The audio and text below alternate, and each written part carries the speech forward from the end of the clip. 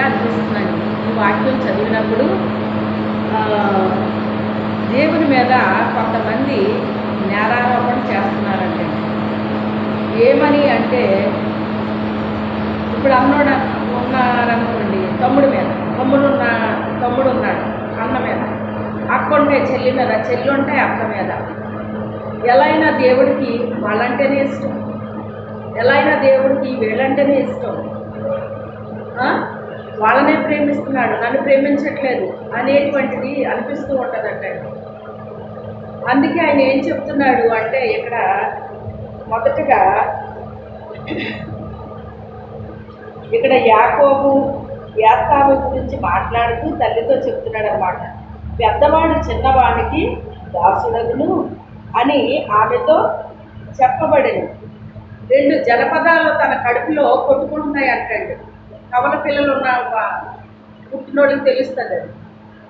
వాళ్ళిద్దరూ లోపల ఏం చేస్తారంటే కొట్టుకుంటున్నారంట. ఏంటి ఇది అని ఇప్పుడు కాలంలో అయితే ఏం చేస్తారంటే, ఎంతసేపు డాక్టర్ గారి దగ్గరికి వెళ్ళిపోవడం, స్కానింగ్లు తీసేసుకోవడం, లోపల ఏం జరుగుతుందో తెలుసుకోవడం, ఇప్పుడు ఇది అలవాటు అయిపోయిందండి. అప్పుడు ఇవన్నీ లేవు. అంటే ఇప్పుడు ఇది తప్పని నేను చెప్పట్లేదు, కానీ అప్పుడు ఈ టెక్నాలజీ అంతా లేదు కనుక వాళ్ళు నేరుగా దేవుడి దగ్గరికి వెళ్ళిపోయేవారండి. వాళ్ళకి ఏది జరిగినప్పటికైనా దేవుని దగ్గరికి వెళ్ళి దేవుడిని అడిగేవారు అన్నమాట. ఏంటి ప్రభు, నా లోపల ఏదో జరుగుతుంది, ఏం జరుగుతుందో అర్థం అవ్వట్లేదు నాయన అని చెప్పేసి అడిగితే, దేవుడు నీ కడుపులో 2 జనపదాలు ఉన్నాయమ్మా, అందుకని మరి పెద్దవాడు చిన్నవాడికి దాసుడు అవుతాడు. అసలు చెప్పాలంటే చిన్నవాడు పెద్దవాడికి దాసుడు అవ్వాలి, కానీ ఇక్కడ డిఫరెంట్ అన్నమాట అండి. అందుకని దేవుడు ఏమని చెప్తున్నారంటే, ఇక్కడ అలా చెప్పి ఆమెతో ఇందుని గూర్చి నేను యాకోబును ప్రేమించి తిని యాసావును ద్వేషించి తిని అని రాయబడి ఉన్నది. కాబట్టి ఏమందుకు దేవుని యందు అన్యాయము కలదా అట్లనరాదు. అయితే దేవుడు అలా చేశాడు అంటే దేవుడు అన్యాయస్తుడా, అలా అనకూడదు అని చెప్తున్నాడండి. పౌలు గారు చెప్తున్నాడు ఇక్కడ. చెప్పి ఏమంటున్నాడంటే, అందుకు మోషేతో ఎలాగూ చెప్పుచున్నాడు. మోషేతో ఏమని చెప్తున్నాడంట, ఎవని కరుణింతునో వానిని కరుణింతును, ఎవని ఎడల జాలిపడుదునో వాని ఎడల జాలిపడుదును. కాగా పొందగోరు వాని వలనైనను ప్రయాస పడువాని వలనైనను కాదు గాని కరుణించు దేవుని వలననే అవును. మరియు లేఖనము ఫరోతో ఎలాగూ చెప్పాను, ఆయనంట ఎవరిని కరుణించాలంటే వాళ్ళని కరుణిస్తాడటండి. ఎవరి యందు జాలి చూపించాలనుకున్నాడో వాళ్ళ యందు జాలి చూపిస్తాడట. అంటే అది ఆయన ఇష్టం, అది ఆయన ఇష్టం. నువ్వు ఎందుకు వాళ్ళని అలా చూస్తున్నావు, నన్ను ఎందుకు ఇలా చూస్తున్నావు, అసలు వాళ్ళు ఎక్కువేంటి నా తక్కువేంటి అని ఎప్పుడు కూడా దేవుడిని మనము అసలు అడగకూడదు, ప్రశ్న వేయకూడదండి. కొంతమంది అలా అడిగే వాళ్ళు కూడా ఉంటారు. ఉండకుండా ఇది రాయబడదండి ఇక్కడ, అది ఉండకుండా రాయబడదు. అందుకే ఆయన ఏమంటున్నాడంటే, ఎవరిని కరుణించాలో వాళ్ళని కరుణిస్తాడు, ఎవరి యందు జాలి పడాలో వాళ్ళ యందు జాలి పడతాడు. కాగా పొందగోని వారి యందునైనను ప్రయాస పడువాని వలనైనను కాదు గాని కరుణించు దేవుని వలననే అగును అని చెప్పి, అది ఎవరి వల్ల జరుగుతుంది అంటే కరుణించే దేవుని వలన మాత్రమే జరుగుతుంది అని చెప్తున్నాడండి అక్కడ. చెప్పి ఏమంటున్నాడంటే, నేను నీ యందు నా బలము చూపుటకును నా నామము భూలోకమందంతటా ప్రచురపరుచుటకును అందు నిమిత్తమే నిన్ను ఎవరు నియమించాడట? ఎవరు నియమించాడు? ఫరోని. ఎవరు నియమించాడు? ఫరోని. ఇదిగో చెప్తున్నాడు కదా, మరియు లేఖనం ఫరోతో ఎలాగో చెప్పాను, ఫరోతో చెప్తున్నాడు. ఫరోని దేవుడు ఏమని చెప్తున్నాడంటే, నేను ఏర్పరచుకున్న సాధనం అని చెప్తున్నాడండి. నేను నీ యందు నా బలమును చూపుటకు నా నామము భూలోకమందంతటా ప్రచురపరచుటకును అందు నిమిత్తమే నిన్ను నియమించితిని. కావున ఆయన ఎవరిని కనికరింపగోరునో వానిని కనికరించును, ఎవని కఠినపరచగోరునో వాని కఠినపరచును. అయితే ఈ ఇతన్నంట నేను ఒక సాధనంగా అతను నేను ఏర్పాటు చేసుకున్నాను అంటాడండి. ఆయన బలాన్ని చూపడానికి అతన్ని ఏం చేశాడట? దేవుడు నియమించాడటండి. ఏం చేశాడట? నియమించాడట. ఈ వాక్యాన్ని చదివినప్పుడు నేను ఆలోచిస్తున్నాను అన్నమాట. ఒక వాక్యాన్ని మనం చదివినప్పుడు దాని గురించి మనం ధ్యానించినప్పుడు కొన్ని విషయాలు పరిశుద్ధాత్మ దేవుడు మనకి తెలియపరుస్తూ ఉంటాడండి. అయితే ఈ ఫరోని కూడా దేవుడు ఏం చేశానంటున్నాడు? నా బలాన్ని చూపించడానికి ఏర్పాటు చేసుకున్నాను అన్నాడు ఆయన. గమనించండి, ఐగుప్తు దేశానికి ఇశ్రాయేలీలు వెళ్ళారు. ఎందుకు వెళ్ళారు? దేవునికి వాళ్ళు వ్యతిరేకంగా జీవించడాన్ని బట్టి వాళ్ళకి బుద్ధి చెప్పాలని బానిసలుగా పంపాడంట. కొంతకాలం అక్కడ మీరు వెట్టి పనులు చెయ్యండి, అప్పుడు తెలుస్తుంది నేనంటే ఏంటో మీకు అన్నట్టుగా వదిలాడు అనమాట. వదిలితే వాళ్ళు ఎక్కడ పోయారు? ఇప్పుడు ఐగుప్తు దేశం వెళ్ళారు. వెళ్ళి ఆ చేతిలో చిక్కుకుపోయారండి వీళ్ళందరూ. చిక్కుకుపోయి జనమైతే ఎక్కువైపోయారు కానీ అభివృద్ధి చెందారు, కానీ వాళ్ళ క్రింద వెళ్ళి ఎలా బ్రతుకుతున్నారు? బానిసలుగా బ్రతుకుతున్నారు. ప్రభువా ఏంటి నాయన మమ్మల్ని ఎలా బానిసలు చేసి పడేసే వేడి ప్రభువా అని వీళ్ళు ఏం చేస్తున్నారు? ప్రార్థనలు చేస్తున్నారు. జవాబు రావట్లేదు. కన్నీరు విడుస్తున్నారు, జవాబు రావట్లేదు. మనం చేసే పని కూడా ఇదే కదా. మొదటి ప్రార్థన చేస్తాం, ఆ తర్వాత ఏం చేస్తాం? కన్నీటి ప్రార్థన చేస్తాం. తర్వాత ఏం చేస్తాం? ఉపవాసాలు చేస్తాం. ఇప్పుడు చెప్పాలి అంటే ఉపవాస ప్రార్థనలు కూడా తగ్గిపోయినాయండి.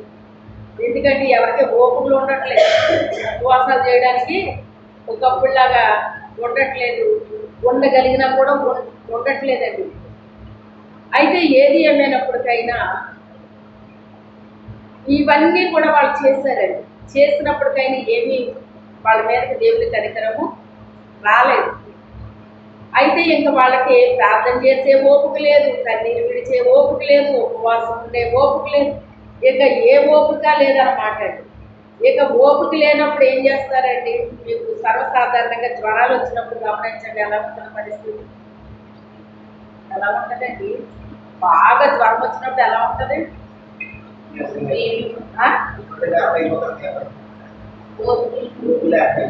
మూలుగుతారు. ఓపిక లేక ఏం చేస్తారు? మూలుగుతారన్నమాట. అలాగా వాళ్ళు ఏం చేస్తున్నారంట? మూలుగుతున్నారట అండి. ఏం చేస్తున్నారు? మూలుగుతున్నారు. ఆ మూలుగా దేవునికి అర్థమైపోయి మోషేని పంపించాడు దేవుడు. మోషేని పంపించినప్పుడు వాళ్ళు నా మాట నమ్ముతారు ఏంటి ప్రభు వాళ్ళు అన్నారు కదా అంటే, నీ చేతిలో ఉన్నది ఏంటి అన్నాడు. అది కర్ర అన్నాడు. అది నేలని పడే అన్నాడు. నేలని పడేస్తుంది పాము అయ్యింది. దాంతో పట్టుకోమన్నాడు. పట్టుకుంటే కర్ర అయ్యింది. నీ కుడి హస్తం తీసి నీ గుండెల మీద పెట్టుకో అన్నాడు. పెట్టుకుంటే దానికి కుష్టి వ్యాధి వచ్చింది.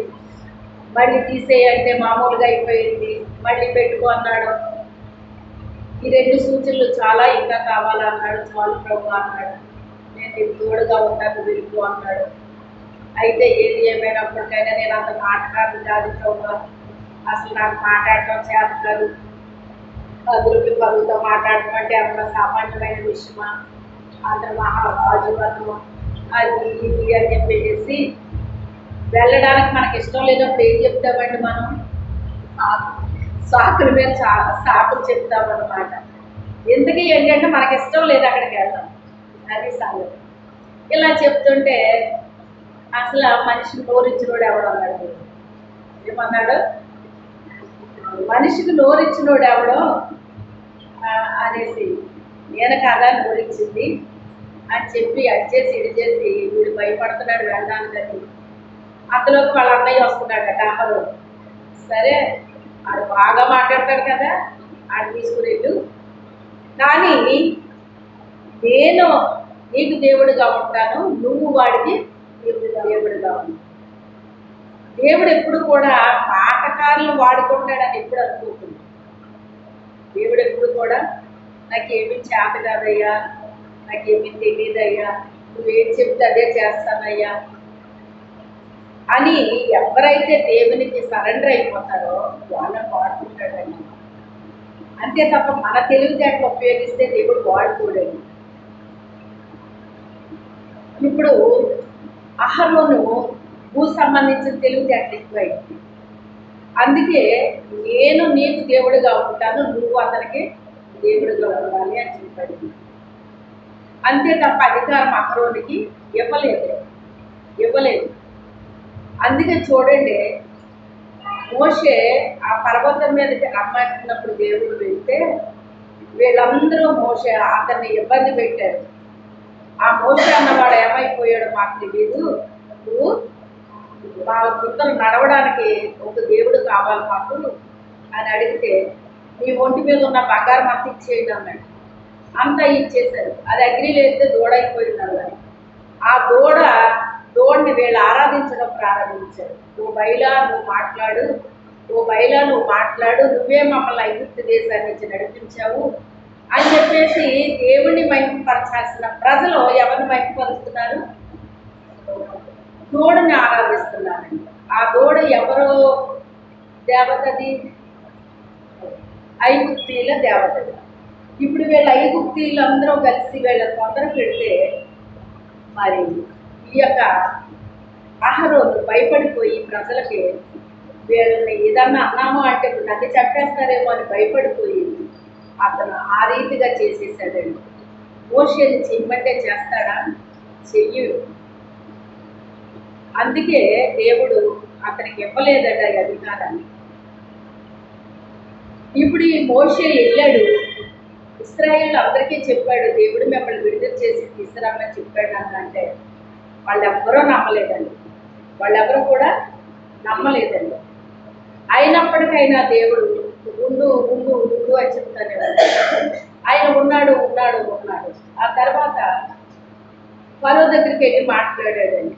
మాట్లాడితే ఫరో సరే పంపుతాను అంటున్నాడు కానీ పంపించట్లా. చివరికి ఇతను ఏంటి ప్రభు అంటే ఆయన అంటాడు కదా, ఇదిగో ఇలా చెయ్యి అని చెప్తున్నాను. ఆ రీతిగానే అతను మరి పేర్లు చేశాడు, కప్పలు చేశాడు, ఏకలు రప్పించాడు. ఇలాగా అతను ప్రార్థన చేసి ఇవన్నీ జరిగినాయండి. ఫైనల్గా రాజుగారి ఇంట్లో నుంచి పేదవారి ఇంట్లో వరకు కూడా ప్రథమ కుమారుడు చనిపోయాడు. చివరికి ప్రతి ఇంట్లో కూడా మొదటి కుమారుడు చనిపోయాడు. చనిపోయినప్పుడు అప్పుడు మొత్తం దేశమంతా అల్లకల్లోలు అయిపోయి ప్రతి ఇంట్లో ఏడుపులేదన్నమాట అండి. ఈ రాజుగారేమో వాళ్ళని తప్పడో, అతనేమో ఇలా చేస్తున్నాడు, ఈ మొదటి సంతానమే ఇలాగైపోయింది, ఇంకా ఎందుకు అతన్ని ఇలా ఉంచుతున్నాడు రాజు అని చెప్పేసి వీళ్ళందరూ రాజు మీద పడ్డారు. వాళ్ళని పంపుతారా మీరు పంపడానికి? ఈ రాజు అంటాడు కదా, అయితే పురుషులందరూ వెళ్ళి ఆరాధన చేసుకుంటాడు అన్నమాట. అతను అంటాడు పురుషులే కాదు, స్త్రీలు, పిల్లలు, మాకు కలిగి ఉన్న సమస్తము మేము వెళ్ళి ఆయన్ని ఆరాధించుకుని వస్తాం, మేము 3 రోజులంత ప్రయాణం చేసి మేము తిరిగి వస్తాము అని చెప్తున్నాడు. అలా అంటే మొత్తం మీరు వెళ్ళిపోతారో, మీరు వెనక్కి రారేక అంటాడు ఈ రాజుగారు. అప్పుడు ఈ చివరి దశలో ఇది జరిగినప్పుడు ఇంకా ఊరు అంటే దేశం అంతా కూడా అల్లకల్లోలం అయిపోయి మీరు పంపరా అని చెప్పేసి కూర్చున్నారు అందరూ కూడా. అప్పుడు వీళ్ళు ఈ రాజుగారు సరే వెళ్ళండి అని చెప్పేసి అన్నాడు అనమాట. వెళ్ళి త్వరగా మీరు పూజించుకుని బలులు అర్పించుకుని తిరిగి వచ్చేయండి అని చెప్పాడండి. వచ్చేయండి అని చెప్పినప్పుడు మీరు గమనించండి, అతను ప్రార్థన చేసినప్పుడు ఒక్కో రోజు ఒక్కో కార్యం జరిగేది. అక్కడ ఉన్న నీళ్ళన్నీ కూడా రక్తంగా మారిపోయాయండి. ఇంకేం తాగుతున్నాడు? ఎక్కడ చూస్తే అక్కడ కప్పలు వచ్చేస్తాయి. రాజుగారి ఇంట్లో కూడా కప్పలు వచ్చేసినాయి. ఆ యొక్క ఆ రాజకోట అంతా కప్పలే, ఎక్కడ చూసినా కప్పలే. పేలు, ఎక్కడ చూసినా పేలే, ఎక్కడ చూసినా ఏగలే. ఇలాగే ఇవన్నీ కూడా ఎలా జరిగినాయి ఇవన్నీ కూడానే. అప్పుడు ఇతను చేతిలో ఉన్న కర్ర అంటండి కిందేస్తే ఏమైంది, అది పాము అయింది. అప్పుడు వీళ్ళు మాంత్రికుల్ని వీళ్ళందరినీ పిలిపించాడు ఈయన. వాళ్ళందరూ వచ్చి ఏం చేశారంటే వాళ్ళ మంత్రశక్తులతో పాములు చేసేస్తారు. వాళ్ళు కూడా ఏం చేశారు, పాములు చేసేసినప్పుడు అప్పుడు మోషే పాము ఆ పాములన్నింటినీ మింగేసిందంటండి. ఆ పాములన్నింటినీ మింగేసింది. అంటే దీని అర్థం ఏంటి అంటే దేవుని యొక్క శక్తి ముందు ఏ శక్తి కూడా నిలబడలేదు. లోకంలో ఉన్నవాడి కంటే మీలో ఉన్నవాడు గొప్పవాడు అని చెప్తున్నాడు. ఏది ఏమైనప్పటికైనా ఇవన్నీ ఎలా జరిగినాయి? ఆ మోషే ఆ యొక్క ఎవరి రాజు పేరు ఫరో హృదయాన్ని అంట దేవుడు కఠినపరుస్తున్నాడట. విచిత్రం చూడండి. మోషేని పంపించింది ఆయనే, వాళ్ళ హృదయాన్ని కఠినపరిచింది కూడా ఆయనే. ఇదేంటి, మోషేని పంపించి వాళ్ళని తీసుకురామంటాం ఏంటి, మళ్ళీ అతని హృదయాన్ని కఠినపరచడం ఏంటి? సరే రేపు వెళ్ళిపోదురుగాని అంటున్నాడు, మళ్ళీ వద్దంటున్నాడు. రేపు వెళ్ళిదురుగాని అంటున్నాడు, మళ్ళీ వద్దంటున్నాడు. ఎందుకు ఇతను ఇలా అంటున్నాడు అంటేనట దేవుడు అతని హృదయాన్ని ఏం చేశాడటండి, కఠినపరిచాడటండి. ఏం చేశాడు, కఠినపరిచాడటండి. ఆ అద్భుతాలు చూస్తున్నారో, దేవుని కార్యాలు చూస్తున్నారో, అయినప్పటికైనా వాళ్ళ హృదయం ఏమైపోతుందంట, కఠినమైపోతుందంట. అంతకంతకే కఠినమైపోతుందంట. కఠినమైపోతుంది. మళ్ళీ అద్భుతం చేస్తున్నాడు, చూస్తున్నారు, మళ్ళీ మనసు మార్చుకుంటున్నాడు, మళ్ళీ అతని హృదయం కఠినమైపోతుంది. ఎవరు కఠినం చేస్తున్నారు? ఎవరు కఠినం చేస్తున్నారు? చెప్పండి, గట్టిగా చెప్పండి. మన జీవితాల్లో కూడా మీరు అనుకుంటున్నారో మీ ఇంట్లోనే హృదయాన్ని కఠినం చేసేస్తాడు దేవుడు. ఒక్కొక్కళ్ళ హృదయాన్ని, అది మీ భర్తే కావచ్చు, మీ భార్య కావచ్చు, మీ బిడ్డలే కావచ్చు, లేకపోతే మీ రక్త సంబంధులే కావచ్చు, ఎవరో ఒకరు కావచ్చు అన్నమాట. వాళ్ళ హృదయం ఏమైపోతా ఉంటుందంటే మారినట్టే అనిపిస్తారు, అది మారు. ఎందుచేత? దేవుడే వాళ్ళ హృదయాన్ని ఏం చేస్తాడట, కఠినపరుస్తాడటండి. ఇన్ని అద్భుతాలు మళ్ళీ ఎప్పుడైనా జరిగినాయా? చెప్పండి. ఎప్పుడు ఎక్కడ జరగలేదు. ఎప్పుడు ఎక్కడ జరగలేదు. అంటే ఇప్పుడు ఫరో హృదయాన్ని కఠినపరచడం వల్ల ఏం జరిగింది? దేవుని యొక్క శక్తి ఏంటో, ఆయన బలం ఏంటో, ఆయన ప్రభావం ఏంటో లోకమంతా తెలుసుకుందటండి. వీళ్ళ దేవుడు ఎలాంటి వాడు, వీళ్ళ దేవుడు ఎంత శక్తివంతుడు, ఈయన ఎంత బలవంతుడు, ఈయన ప్రభావం ఎలాంటిది, ఇవన్నీ కూడా ఏం తెలుసుకుందంట, లోకమంతా తెలుసుకుందటండి. లోకమంతా కూడా తెలుసుకుందంట. కొన్ని మనము ఇతరుల వల్ల అనుభవించే శ్రమలు ఉంటాయి, మన ఇంట్లో వాళ్ళ ద్వారా అనుభవించే శ్రమలు ఉంటాయి. కొన్ని చెప్పుకునేవి ఉంటాయి, కొన్ని చెప్పుకోలేనివి ఉంటాయి. చెప్పుకోవడానికి సిగ్గుపడే శ్రమలు ఉంటాయండి. అవునా కాదా? ఎవరితో ఏం చెప్తే ఎవరు ఏమి ఎగతాళి చేస్తారనే ఒక భయం ఉండొచ్చు, ఒక సిగ్గు ఉండొచ్చు. అందుకని కొన్ని సమస్యలు కావచ్చు, కొన్ని పరిస్థితులు ఎవరితో కూడా చెప్పుకోలేరు. వాళ్ళు మాత్రమే అనుభవిస్తారండి. అది వాళ్ళు మాత్రమే అనుభవిస్తారండి. కానీ దేవుడు వారి పక్షంగా ఏం చేస్తాడు? ఆయన కార్యాలు జరిగిస్తూ ఉంటాడు.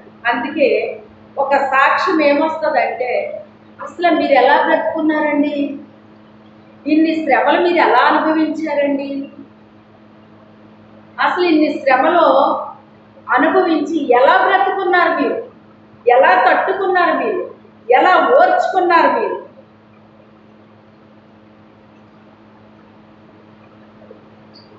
ఇంకా చెప్పాలంటే కొంతమంది తీరు ఎలా ఉంటుందంటే అండి,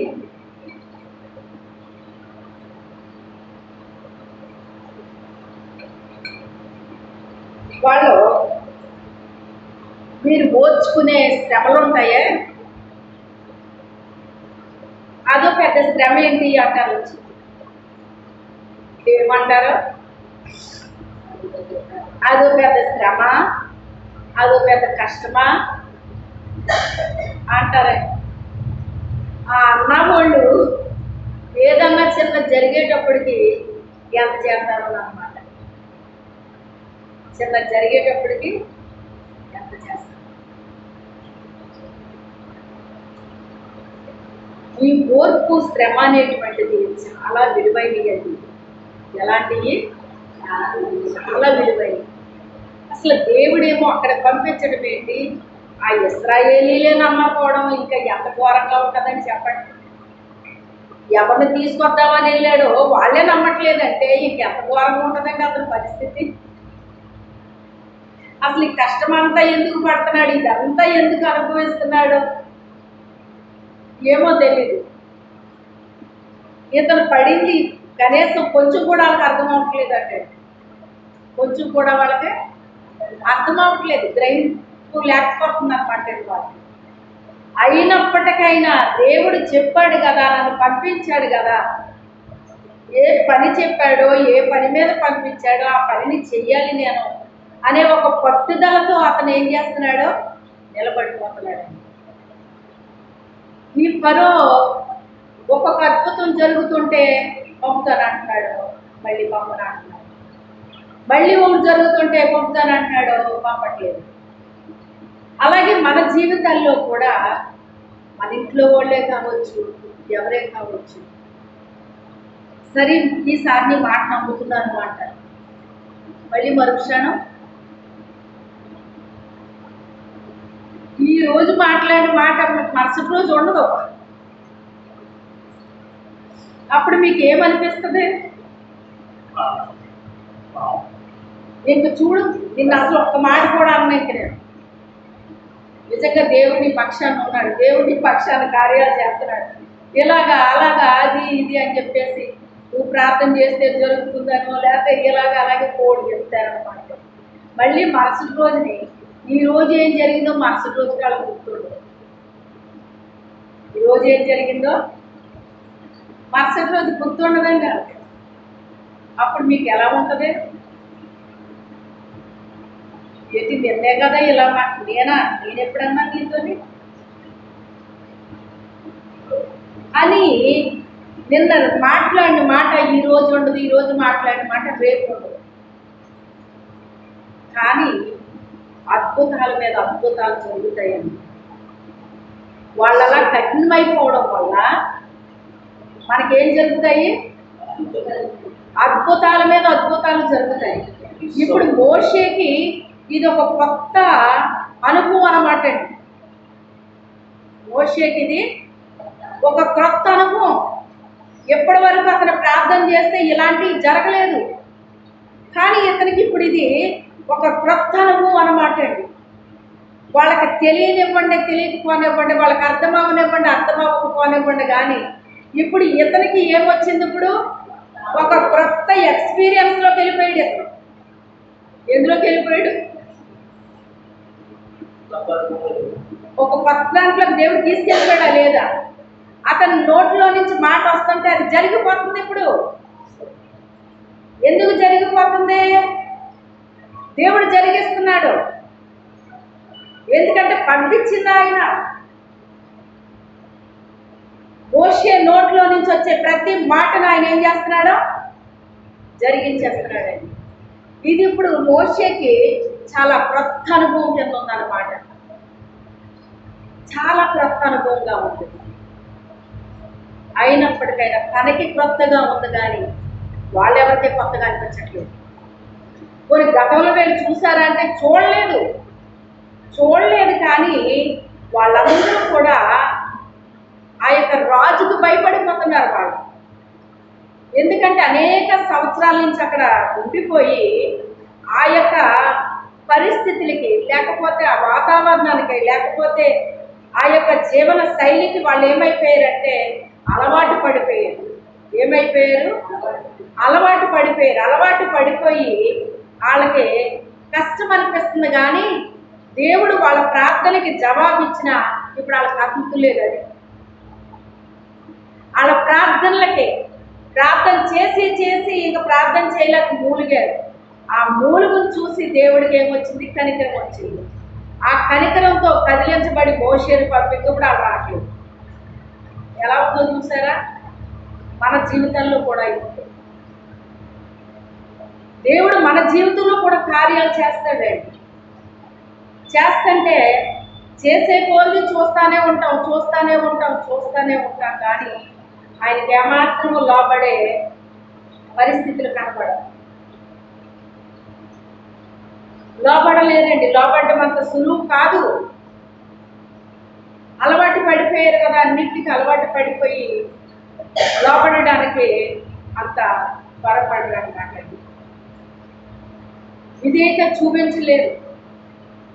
ఏది ఏమైనప్పటికైనా ఇశ్రాయేలీలు ఎలా ఉన్నా కానీ లోకమంతా తెలుసుకుంది ఎవరి గురించి? దేవుడు ఎలాంటి వాడో, ఆయన ఎలాంటి కార్యాలు చేస్తాడో ఎవరు తెలుసుకున్నారు? ఇప్పుడు లోకమంతా వెల్లడైపోయిందట.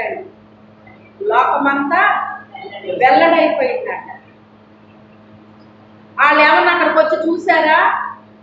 చూడలేదు. ఆ నోట ఏమైపోయింది?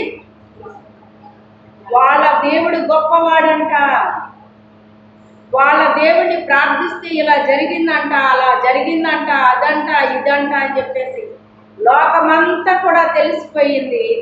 అందుకే చూడండి, వాళ్ళు ఎర్ర సముద్రం దగ్గరికి వెళ్తుంటే ఇదేంటి సముద్రం ఉంది ఇక్కడ, ఇప్పుడు ఎటు వెళ్ళాలి? వీళ్ళు 3 రోజులు చేసుకుని వచ్చేయమన్నాడు కదా. మరి ఇతను బరులు అర్పించుకుంటారో ఏం చేస్తారో చేసుకుని 3 రోజుల్లో మీరు ఏం చేయాలి? తిరిగి వచ్చేయమంటే వీళ్ళు తిరిగి వస్తారో లేదో అని చెప్పేసి వీళ్ళు వెనకాల మళ్ళీ ఏం చేశాడు? ఆయన సైన్యాన్ని పంపించాడు. ఆ సైన్యం వెళ్తా ఉంది. వెనక్కి తిరిగి చూస్తే వాళ్ళ గుర్రాల మీద రథాల మీద వచ్చేస్తున్నారు. ముందు చూస్తేనేమో ఎర్ర సముద్రం ఉంది.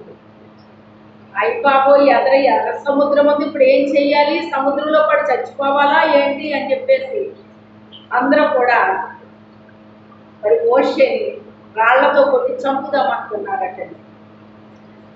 అంటే వాళ్ళకి ఇన్ని చూసినా కానీ ఏమి రాలేదనుకోవాలి. ఇప్పుడు మనం దేవుడి మీద నమ్మకం కానీ విశ్వాసం కానీ వాళ్ళకి రానే లేదు. అవన్నీ మోషేకి అర్థమైనవి కానీ వాళ్ళకి అర్థం అవ్వట్లేదు. ఆయన శక్తి ఏంటో, ఆయన బలం ఏంటో, ఆయన ప్రభావం ఏంటో ఇవన్నీ కూడా ఎవరికి అర్థమైనవి? మోషేకి అర్థమైనవి కానీ వీళ్ళకేమో అర్థం అవ్వట్లేదు. ప్రార్థన చేయాలి కదా, ప్రార్థన చేయట్లా. మోషేని తిరగడం సరిపోతుంది వీళ్ళకి, అంతే. మాకు ఐగుప్తులో సమాధులు లేవని ఇక్కడ తీసుకొచ్చాడా మోషే అంటున్నారు వాళ్ళు. కాసేపు ఉంటే ఇంకా రాళ్లతో కొట్టి అతన్ని చంపేస్తారటండి. అప్పుడు మోషే ప్రార్థన చేస్తున్నాడు, అయ్యా ఈ ప్రజలందరూ నన్ను చంపడానికి సిద్ధపడిపోతున్నారు, మరి సముద్రం ఏంటి నాయనా ఇలాగా అయ్యింది పరిస్థితి అంటే నీ చేతిలో ఉన్నది ఏంటి అన్నాడు. అన్నప్పుడు ఆ కర్రని చూపించమన్నాడు, చూపించాడు ఆయన. కానీ కీర్తనలో ఏమని రాయబడింది అంటే ఆ రాత్రి అంతా యెహోవా వడిగా ఊపిరి విడవగా ఆరిన నేలగా అయిపోయిందని అక్కడ రాయబడింది. అంటే దేవుడు వడిగా ఊపిరి విడవగా అది పాయలయ్యింది. కానీ అది ఎవరికి ఇచ్చాడు ఆ ఘనత? ఎందుకని మోషేకి ఇచ్చాడు? నన్ను గణపరచు వారిని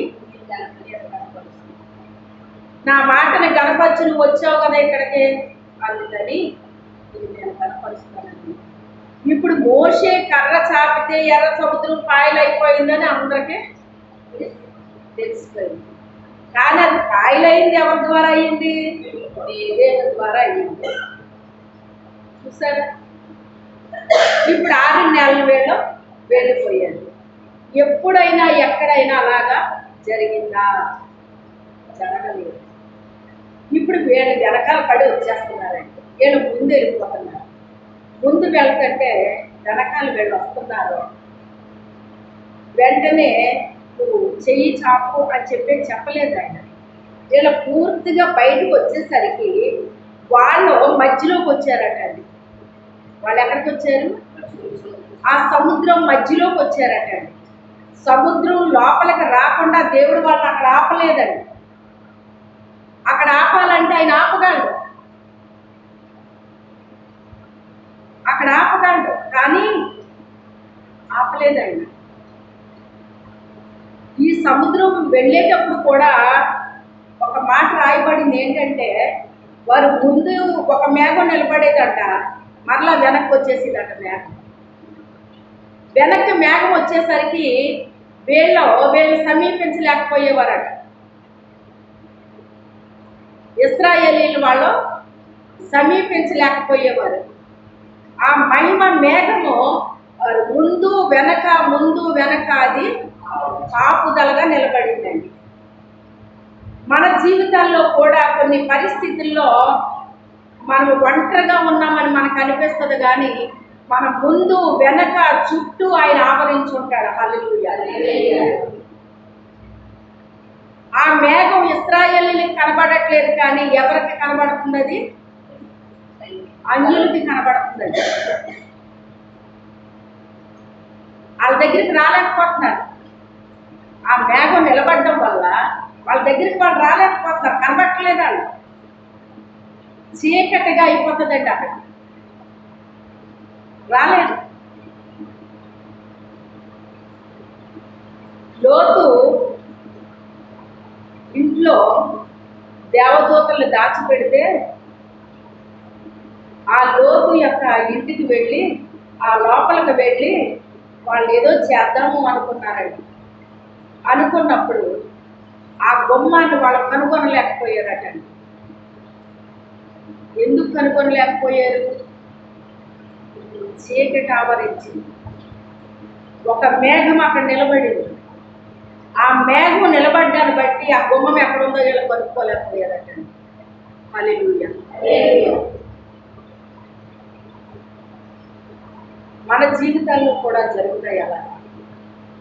మీ జీవితాల్లో మీరు ఎవరైనా అనుభవించారా ఇలాంటివి? అనుభవిస్తే హల్లెలూయా చెప్పండి.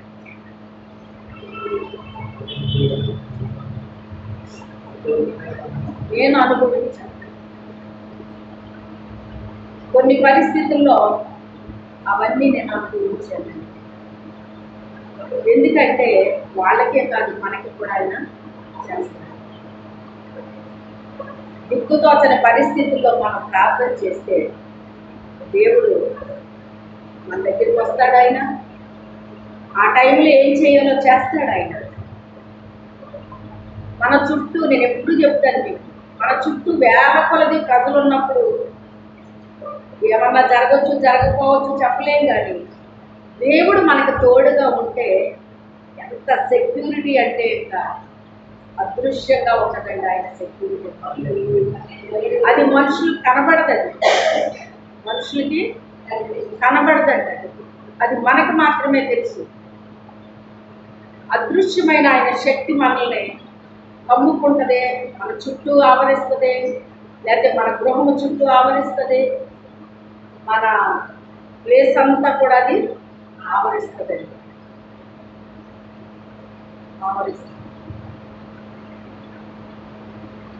ఆ రీతిగా దేవుని యొక్క శక్తి అనేటువంటిది లోకమంతా కూడా తెలిసిపోయింది. అందుకే ఇశ్రాయేలీలు బయలుదేరి వస్తున్నారంటే అన్యజనులు గజ గజ గజ ఉనికిపోయారండి. అమ్మో, ఇశ్రాయేలీలు వస్తున్నారా అని ఉలికిపోయారండి. వీళ్ళు దరికి చేరారు, వాళ్ళ మధ్యలోకి వచ్చారు. ఇప్పుడు అంటున్నాడు దేవుడు, మోషే నీ చేతిలో ఉన్న కర్రను చూపించన్నారు. ఆ చేతిలో ఉన్న కర్రను చూపిస్తే ఆ నీరు సమానమైపోయిందంటండి. ఆ గుర్రాలు, రథాలు, ఆ జనులు వాళ్ళందరూ కూడా అందులో మునిగిపోయి చనిపోయారంట. సైంటిస్టులు అందులో గుర్రాలు లేవు, రథాలు లేవు, ఏమీ లేవు అన్నారంటండి. సైంటిస్టులు అంటే నమ్మరు, అలా ఏం జరుగుద్ది ఏం జరగదు అనేసి అంటారటండి. అని పరిశోధనలు చేస్తే అందులో మరి అవన్నీ కూడా వాళ్ళకి దొరికినాయి అంటే, అన్నీ దొరికినాయి. రథాలు, తర్వాత రథ చక్రాలు, ఇవన్నీ కూడా నిజము అని వాళ్ళ సాక్ష్యము చెప్పారు. ఎరుపు గోడ చుట్టూ ఆ గోడ కూడా పోల్చబడింది అని బైబిల్లో రాస్తే అవి ఏ పెస్టితోటో పేర్చి ఉంటారో, లేకపోతే ఎటుతోటో దాన్ని పూర్తి చేసి ఉంటారో అని ఇలా చెప్పారట. చెప్తే ఇదే శాస్త్రజ్ఞులు మళ్ళీ దాని పరిశీలన చేస్తే దాని మీద ఏ ఒక్కటి ప్రయోగం చేయలేదు అని కనబడిందంట. ఒక ఈటి కానీ, గుణపం కానీ, లేకపోతే తుపాకీలు కానీ ఏవి కూడా అసలు పేల్చినట్టుగా ఎక్కడా కనబడలేదట. ఆ గోడలాగే దిగిపోయిందంటే భూమిలో.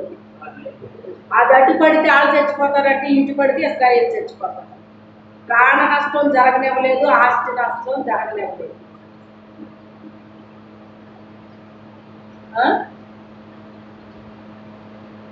అయితే ఇవన్నీ కూడా పరిశోధనలు చేసి ఇవన్నీ నిజమే అని ఒప్పుకుంటున్నారు.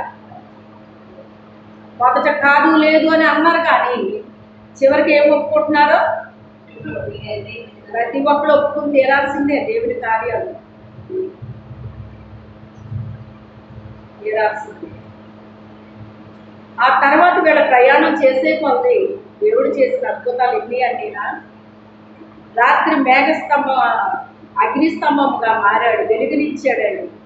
లక్షల మందికి ఒక దీపం పెట్టగలరా ఎవరన్నానే? ఎన్ని దీపాలు పెట్టాలి? ఎన్ని లక్షలు, 30 లక్షల మందికి ఎన్ని దీపాలు వెలిగించాలని? ఎంత కిరోసిన్ కావాలి? అక్కడెక్కడ దొరుకుతుంది అది? ఎంత వాటర్ కావాలి? ఎంత భోజనం కావాలి? ఆ రోజుని సప్లై అయిన భోజనం మళ్ళీ ఎప్పుడైనా అయ్యిందా? ఇప్పుడు ఏంటంటే మన వ్యక్తిగత జీవితాల్లో సప్లై చేస్తున్నాడు దేవుడు. ఏం చేస్తున్నాడు? వ్యక్తిగత జీవితాల్లో, కొన్ని మీటింగ్స్లో, కొన్ని పెళ్ళిళ్ళు, ఇలాగ అన్ని విషయాల్లో మనకు కూడా ఇప్పుడు అద్భుతాలు చేస్తానే ఉన్నాడు. ఆ రోజునే చేసి వదిలేయలేదండి ఆయన. ఈ రోజును కూడా చేస్తున్నాడు ఆయన. ఈ రోజును కూడా చేస్తున్నాడు ఆయన. అందుకే దేవుని గురించి మాట్లాడేటప్పుడు ఒక మాట ఏం రాయబడిందంటే, నిన్న నేడు ఏకరీతిగా ఉన్న దేవుడు ఆయనలో మార్పు లేదు. ఆ కాలంలోనే చేశాడు, ఈ కాలంలో చేయడం అనేటువంటిది ఏమైనా ఉందా? లేదు. ఏ కాలంలో అయినా ఆయనే, ఆయనలో మార్పు లేదు. ఎందుకంటే మనము ఆయన చెప్పింది చేస్తే మన జీవితాల్లో కూడా మనము ఎప్పుడూ అనుభవిస్తూనే ఉంటామండి. ఈరోజు అనుభవించి రేపు అనుభవించమేమో, మళ్ళీ నెల పడుతుందేమో, సంవత్సరం పడుతుందేమో అనుకోని అవసరం లేదు. ఎప్పుడు ఏ అవసరం వచ్చినా ఆయన మహిమయిస్తున్నారు బట్టి మన ప్రతి అవసరాన్ని తీరుస్తాడటండి. ఎవరికి తీరుస్తాడట? ఆయన రక్తంలో కడగబడి నీతిమంతులుగా తీర్చబడిన వారికి ఎప్పుడు జరుగుతూనే ఉంటాయటండి. ఎప్పుడు జరుగుతూనే ఉంటాయి. ఆ అరణ్యంలో చేసిన అద్భుతాలకి, దేవుడు చేసిన కార్యాలు లోకమంతా తెలిసిపోయిందండి. అందుకే వాళ్ళు వస్తున్నారంటే భయముతో ఒడికిపోయేవారట. అమ్మో, ఇశ్రాయేలు వస్తున్నారా? వాళ్ళ దేవుడు వాళ్ళ పక్షాల నుండి మనతో యుద్ధం చేస్తాడు. మనుషులతో యుద్ధం అయితే పర్వాలేదు, కానీ దేవుడు యుద్ధం చేస్తే ఏ మనిషి అయినా గెలవగలడా? ఎవ్వరూ గెలవలేరండి. వాళ్ళ పక్షాన దేవుడు ఉంటాడు, వాళ్ళ పక్షాన దేవుడు ఉంటాడు, వాళ్ళ పక్షాన దేవుడు ఉంటాడు. ఈ భయం ఉంటుంది వాళ్ళకి. ఎందుకని? వాళ్ళ పక్షాన దేవుడు కార్యాలు చేశారు. అయితే కొంతమంది అంటున్నారట, వాళ్ళకైతే అన్నీ చేస్తున్నాడు దేవుడు, మాకు ఏమీ చేయట్లేదు. వాళ్ళకైతే అన్నీ చేస్తున్నాడు, మాకు చేయట్లేదు అని ఆయన అంటాడు కదా, ఒక ముద్దలో నుంచే ఒక ఘటాన్ని తయారు చేస్తాను, అదే ముద్దలో నుంచి మరొక ఘటాన్ని చేస్తాను. ఒకటి దానికి ఘనతనిస్తాను, మరొక దాన్ని ఘనహీనతకి చేస్తాను అంటున్నాడు. ఒకదానికి ఏమిస్తాడట? ఘనత ఇస్తాడటండి, మరొక దానికి ఘనహీనత ఇస్తాడటండి. ఆ ఘనహీనత వచ్చిన పాత్ర అంటుందట, ఆ పాత్రకి అంత ఘనతనిచ్చావు, నాకు ఇవ్వలేదు అని ఏం చేస్తుందంటేనట, దేవుని మీద నేరారోపణ చేస్తుందంటండి. అప్పుడు ఆయన అంటాడు కదా, అది నా ఇష్టం, అది నా ఇష్టం, నేను నిర్మాణకుడిని, నేను ఏదైనా చేస్తాను, అది నా ఇష్టం. అది నేను రూపించింది, నేను ఎలా రూపించానో అలాగా రూపించబడాల్సిందే కానీ రూపించిన వాణిని పట్టుకుని నన్ను ఎందుకు ఇలా రూపించావు అని అడగడానికి నీకేం అధికారం ఉంది అంటున్నాడు ఆయన. ఏమంటున్నాడు ఆయన? ఒక కుమ్మరవాడు ఉన్నాడండి, కుండలు చేస్తున్నాడండి. చేస్తుంటే కొన్ని కుండలు ఏం చేస్తాయంటే అతను అనుకున్న ఆ రూపం వచ్చేస్తుందండి, పాత్ర వచ్చేస్తుంది. మరొక ముద్దను పెడితే అది పాత్ర అవుతుంది. మీరు గమనించారో లేదో కానీ ఇప్పుడు మనకి తక్కువే కానీ ఈ కుండలు ఇలాంటివి మన చిన్నప్పుడు బాగా వాడుకుని పెట్టుకుంటాం. దాన్ని ఏమన్నా బేట ఉందా, దీనికి పగులు ఉందా, లేకపోతే ఏదైనా బెజ్జం ఉందా అని చూసుకునేవారు అనమాట. ఇంటికి వచ్చిన తర్వాత నీళ్లు పోస్తే అది కారిపోతే అది బెజ్జముందో పగులుందో తెలిసిపోయి నెక్స్ట్ సంతకి వాటి పట్టుకుని వెళ్ళి ఇచ్చేసేవారు. అంటే నీళ్లు పోతే ఇది కారిపోతుందే, ఇదిగో ఇక్కడ ఉంది బెజ్జం దీనికి అని చెప్పి పట్టుకెళ్ళి ఇచ్చేసేవారు. అలాగే కొన్ని పాత్రలో ఆయన అనుకున్న ఆ రూపు వస్తుందటండి దానికి. కొన్ని పాత్రలు అంట ఆయన అనుకున్న షేప్ రాదటండి దానికి. మళ్ళీ పెడతాడట సారి మీద, మళ్ళీ రాదది, మళ్ళీ పెడతాడు, మళ్ళీ రాదు, మళ్ళీ పెడతాడు, మళ్ళీ రాదు. అయినా ముద్దను పారేయడంట కానీ ఆయన మరొక పాత్రను చేస్తాడటండి. అంటే ఆయన అనుకున్న పాత్ర అది రాలేదు. అది ఆయన లోపమా? ఒక పాత్ర వచ్చింది, ఇంకో పాత్ర రాకపోతే అది ఆయన లోపమా? దేని లోపం అది? ఆ పాత్ర లోపం, ఆ పాత్ర లోపం అది. కానీ ఆ పాత్ర ఏమంటుందంట, నన్ను ఇలా తయారు చేస్తావు, ఆ పాత్రను అలా తయారు చేస్తావు, దాన్ని చూసి అందరూ కూడా మెచ్చుకుంటున్నారు, నన్ను మాత్రం మెచ్చుకోవాలి. మొన్న ఏదో ఆలోచిస్తున్నాను నేను, అంటే ఆలోచించడం అంటే వాక్యమే నేను ఆలోచిస్తాను. అలా ఆలోచించినప్పుడు పరిశుద్ధాత్మ దేవుడు నాకు ఒక ఆలోచన ఒకటే తెలియపరిచారన్నమాట. ఏంటి అంటే, బంగారమును వెండిని ఎక్కడ పెడతారో, కుండలను ఎక్కడ పెడతారో అన్నాడు ఆయన. మీరు చెప్పండి.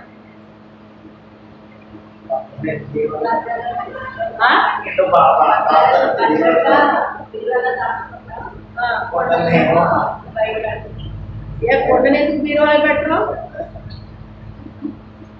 అది అలవ కాలింది కదా. చెప్పండి.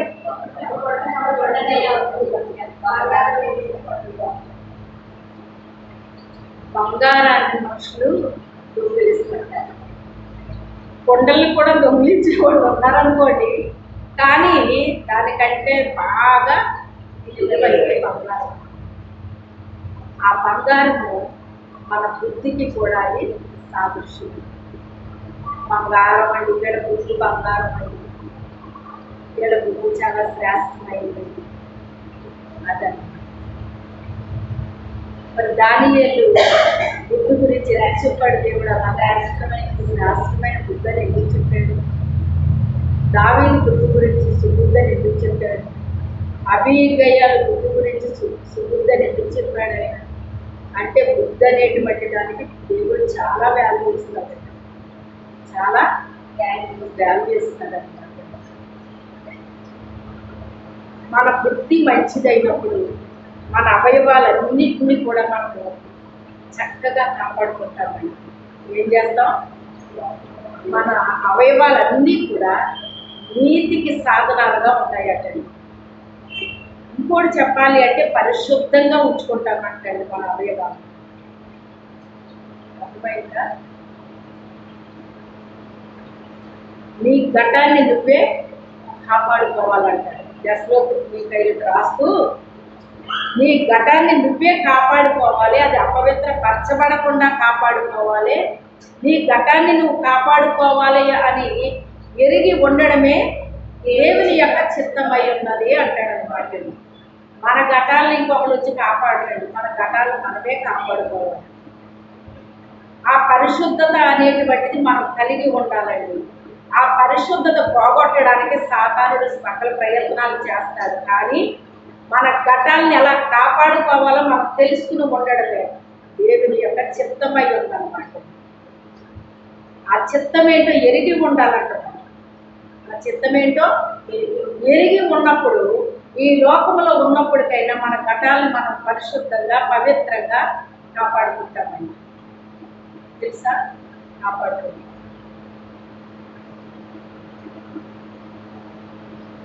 ఇప్పుడు ఏం చెప్తున్నాను కదా,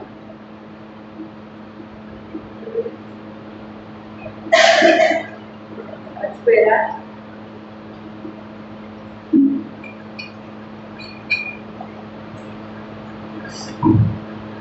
ఇవన్నీ కూడా లోకమంతటా తెలిసిపోయినాయండి. అన్నీ లోకమంతటా తెలిసిపోయినాయండి.